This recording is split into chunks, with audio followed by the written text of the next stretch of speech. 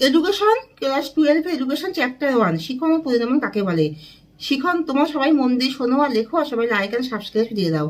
শিখন হলো ব্যক্তি যে চর্চা বা অনুশীলনের মাধ্যমে ব্যক্তি বারবার করে অনুশীলন করে ব্যক্তি যখন কোনো জ্ঞান বা অভিজ্ঞতা অর্জন করে তখন তাকে শিখন বলে।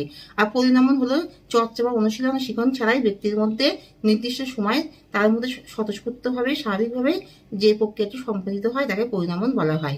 শিখন আর পরিণামের মধ্যে পার্থক্য হলো শিখন ব্যক্তি কোনো জ্ঞান অভিজ্ঞতা অর্জনের জন্য তাকে বারবার করে চর্চা বা অনুশীলন করতে হয়। পরিণামন চর্চা বা অনুশীলন ছাড়াই ব্যক্তি সেটা আয়ত্ত করতে পারে।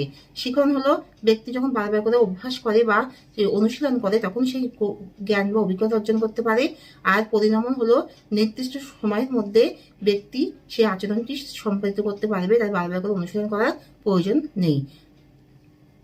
পরিণামন একটি স্বতঃস্ফূর্ত জৈবিক স্বাভাবিক প্রক্রিয়া, যেটা